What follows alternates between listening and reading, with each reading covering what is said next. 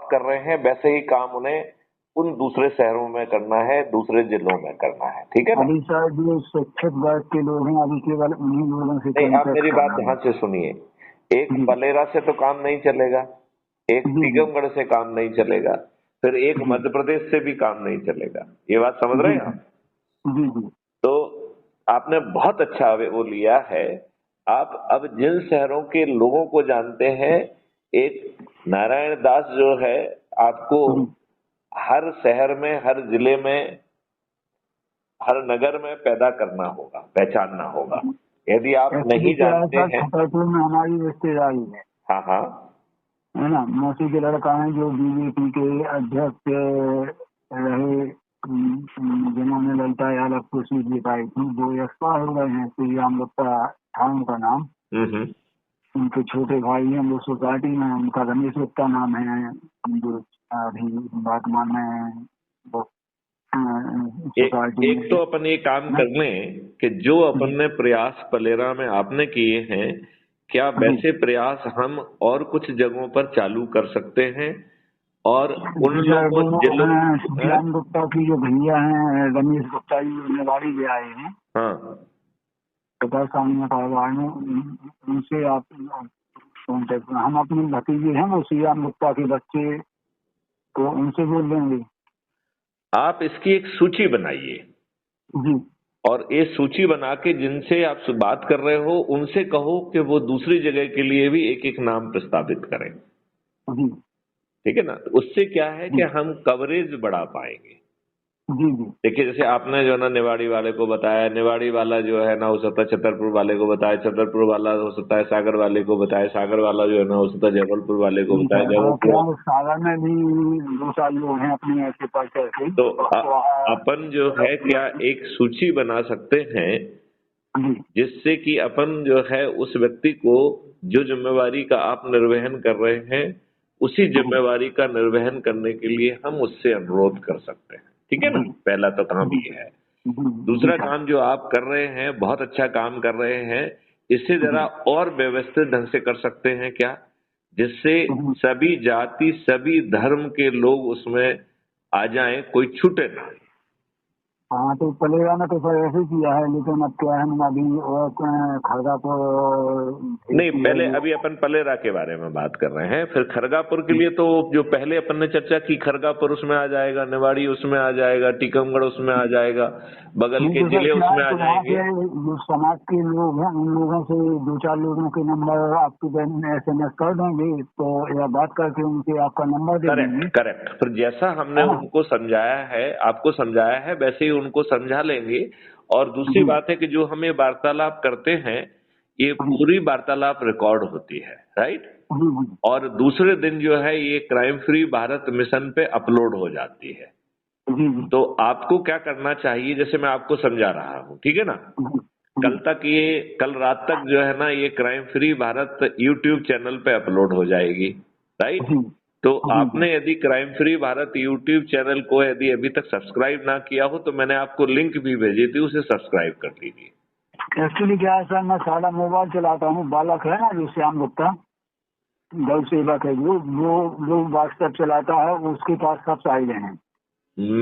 मैं ये कह रहा हूं कि आप भी चलाना चालू करिए, तो उससे आपकी शक्ति बढ़ जाएगी, राइट? जी नहीं तो आपकी डिपेंडेंस बच्चे पे बनी रहेगी। तो बच्चा भी करे, जी वो इंडिपेंडेंटली करे, और आप जी अलग से करो। जी सर। बात समझ रहे हैं ना?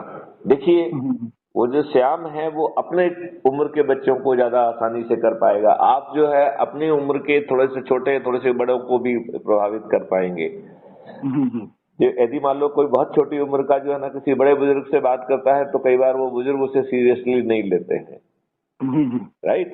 और वो कहेंगे कि देखो इसको तो सब मोबाइल चलाना आता है इसलिए बातें कर रहा है, हमको नहीं आता है, राइट? लेकिन यदि एक बुजुर्ग खुद सीख के जो है ना दूसरे बुजुर्ग को बताएगा, तो जी जी उसे वो समझेगा, जी और उसके साथ बैठ के उसके तरीके से उसे समझा भी सकते हैं। लाओ भैया मोबाइल में तुमको अभी यहाँ पे सिखा देता हूँ। जी क्लियर?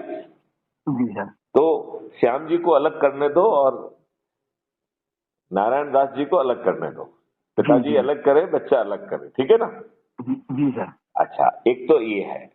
दूसरा अब हम आपको विस्तार से ये समझाएंगे कि पहला पॉइंट तो हमने कर दिया है जिसमें कि दूसरे नगर दूसरे जिलों को अपन एक एक व्यक्ति को नामित कर दें और वो व्यक्ति जो आप कर रहे हैं वैसे ही वो करेगा कि फिर वो जो है ना वहाँ के सभी जाति धर्म के लोगों की अच्छे लोगों की जो है ना सूची बनाएगा और जब उसको बनाने की शक्ति खत्म हो जाएगी तो अपने मित्रों से कंसल्ट करके उस सूची को आगे बढ़ाता जाएगा। ठीक है ना? जी सर। अच्छा, दूसरा हमें जो हम इस बात को बहुत तवज्जो के साथ और बहुत गंभीरता के साथ कह रहे हैं कि ढेर सारे संगठन हैं जो अच्छा काम कर रहे हैं। कोई देखो जो है ना बच्चियों का विवाह करा रहा है, कोई जो है किसी का जो है ना आंखों का ऑपरेशन करा रहा है, कोई घुटनों का कर रहा है, कोई कुछ कर रहा है, कोई कुछ कर रहा है। तो ढेर सारे संगठन हैं जो अपनी शक्ति से जितना भी उनसे बन पड़ता है वो उसको करने की कोशिश कर रहे हैं। ठीक है ना? तो हमारे आसपास जो ऐसे संगठन है क्या हम उनके नाम की सूची बना सकते हैं? आज जो नाम याद आ रहे हैं आज लिख लेंगे, कल जो नाम याद आएंगे उसमें जोड़ लेंगे, परसों जो नाम याद आएंगे वो परसों की सूची में जोड़ लेंगे, है कि नहीं? अब इन संगठनों के व्यक्तियों को हमें ये कहना है कि उसी संगठन को नहीं जोड़ना है ना? तो उस संगठन का सेम नाम से जो भी वो नाम है उसी के पैरेलल में एक दूसरा संगठन खड़ा करना है जिसमें फॉर क्राइम फ्री भारत लिखना है। क्लियर? राइट? उसके क्या फायदा है कि देखो जो संगठन है जो मैन वो तो कुछ ना कुछ काम कर रहा है वो करता रहे। ये जो अपन फॉर क्राइम फ्री भारत बना रहे हैं इसमें कुछ करना ही नहीं है। क्लियर हो गया ये? ठीक है ना? तो इसमें कुछ करना ही नहीं। क्लियर? तो इसमें क्या करना है? केवल वही प्रश्न पूछना है कि भाई अच्छा भारत चाहिए तो अच्छा भारत चाहिए ही है। ठीक है ना? जो डरा सहमा है वो सदस्य की शपथ लेके अपने 90 लोगों को जोड़ ले और जो चंद्रगुप्त है उसे 90 लोगों को जोड़ने के साथ साथ जो है 2 संगोष्ठियां लेना है और ये संगोष्ठियां अपने काम में बिना व्यवधान डाले करना है। क्लियर? तो हम जो है जो भी संगठन है जिसके लिए हम उसका पैरेलल में दूसरा संगठन खड़ा कर रहे हैं कि फॉर क्राइम फ्री भारत, वो इसलिए कर रहे हैं जिससे मेन संगठन अपना काम करता रहे और उसको कोई दिशा भ्रम ना हो। ठीक है ना? ये जो नया संगठन है इसे कुछ करना ही नहीं है, अपना काम ही अच्छे ढंग से करना है और साथ में आते जाते बस संगोष्ठी ले लेना है। राइट? और लोगों को जो है ना जोड़ना है, उनको जो है यूट्यूब चैनल का जो है ना सब्सक्राइबर भी बनाना है, उन्हें ऐप से भी जोड़ना है और उन्हें टेलीग्राम ऐप से भी जोड़ना है। क्लियर?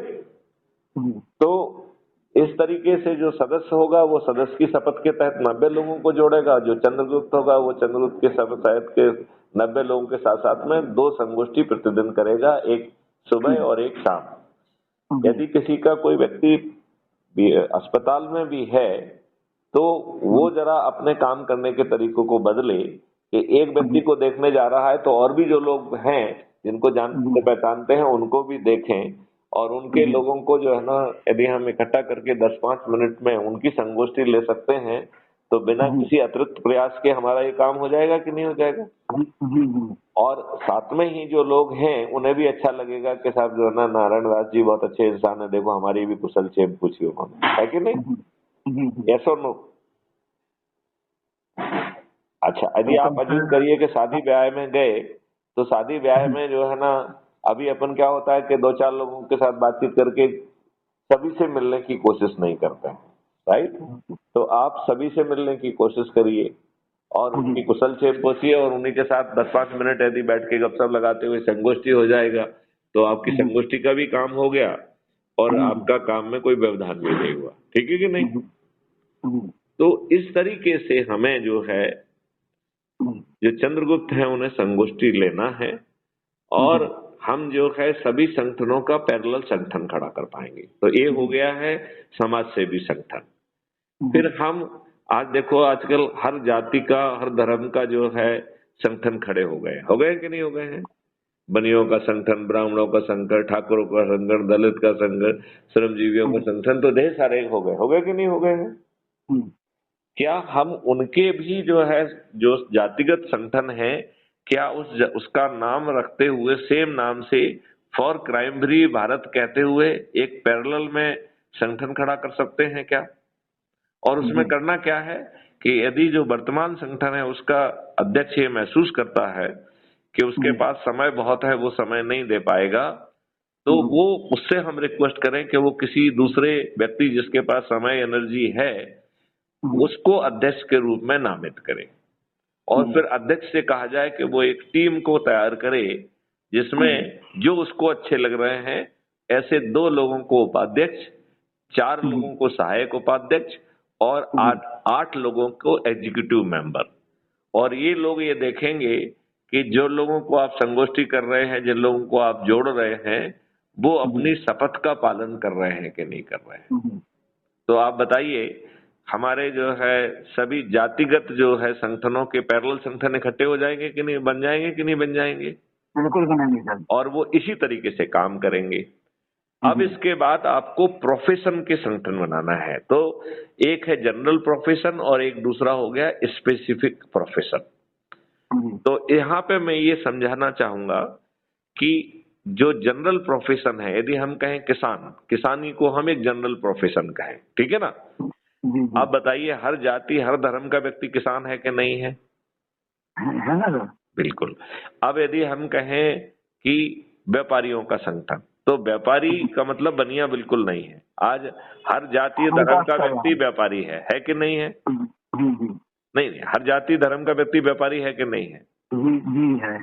तो एक व्यापारी हो गया जो कि एक प्रोफेशन हो गया। ऐसे ही हम श्रमजीवी कह सकते हैं, ठीक है ना? तो ये हो गए जनरल प्रोफेशन। तो जनरल प्रोफेशन के भी क्या हम फॉर क्राइम फ्री भारत करके पैरेलल ग्रुप बन सकते हैं क्या? इसी प्रक्रिया के तहत, राइट? और फिर हम आ जाएं स्पेसिफिक प्रोफेशंस पे। तो जैसे टीचर सबसे महत्वपूर्ण है, शिक्षक बहुत महत्वपूर्ण है, तो हम एक शिक्षक का बना सकते हैं, राइट? शिक्षक फॉर क्राइम फ्री भारत, ठीक है ना? ऐसे ही हम विद्यार्थियों का बना सकते हैं, हम वकीलों का, डॉक्टर्स का, इंजीनियर्स का, राइट? जो भी अपने आसपास ऐसे संगठन अवेलेबल हैं, उनके संगठन को जो है फॉर क्राइम फ्री भारत करते हुए पैरेलल में संगठन यदि हम खड़ा करके, और वो सब लोग यदि ईमानदारी से